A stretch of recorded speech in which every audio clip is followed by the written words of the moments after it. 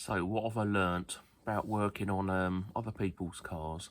I really enjoy it. I really enjoy it. I don't enjoy stuck wheel nuts and lost keys.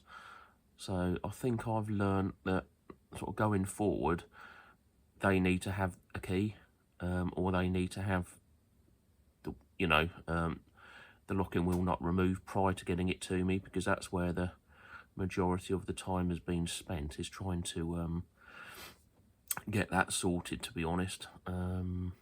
Obviously, if they can't be found, maybe have to invest in a decent set of things that can actually sort of remove these. But what have I learnt?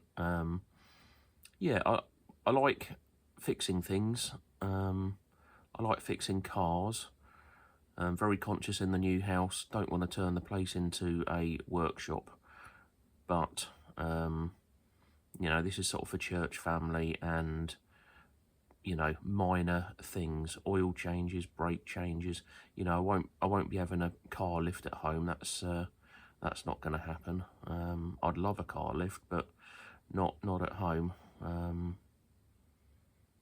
So yeah, things like that, brakes, general servicing, sort of diagnosing.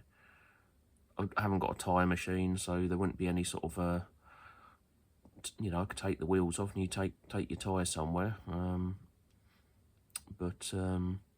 Yeah, just general sort of, we're going on a trip sort of thing. Can you check the car over, fill things up, make sure the tyres are pumped up.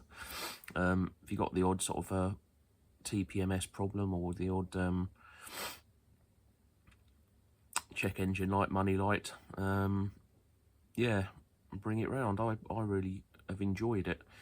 And if I can sort of turn that into a revenue source, as well as obviously the YouTube, which it also creates content for as a revenue source, I get to do what I like doing. And I've never, I'm 50, I've never got to do what I really want to do. And I've always wanted to work with cars because that's where my sort of passion is. But I also like sort of helping people and being helpful and being useful to society. So, times are hard for everybody. I hate to think what would have happened if my friend at church had taken the car to a garage to say, oh yeah, I've got a problem with boost. They might have said, you need a new turbo, mate, and you're £1,000 down the drain, just on that thing. And turns out there's nothing wrong with the turbo. It was other things. And sometimes the other things take longer to find than firing the parts cannon. But once you fire the parts cannon, say, it's a dangerous game to play, especially with somebody else's money, because who's paying for the parts? Who knows what fixed it if you just change everything, So got to do your sort of diagnosis, follow the process, really. Don't jump the gun. Don't change too many things at once. Don't buy aftermarket junky parts. You're better off with a second-hand part than a new part, to be totally truthful. And that's it. So, waffle over. I really enjoyed it.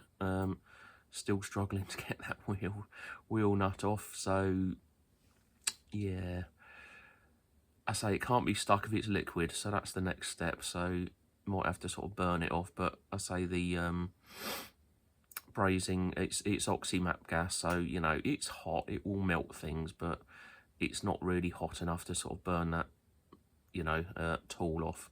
So that might be a job for a garage, with a, oxyacetylene sort of thing. That would melt that off pretty quick. Even if we sort of end up having to change the wheel stud, it's not the end of the world. Just need the blinking thing off, to be honest with you. I'm not going to put any of the locking wheel nuts back on. We've got normal wheel nuts to go back in, and that's it. Waffle over, job done. All right, cheers, bye.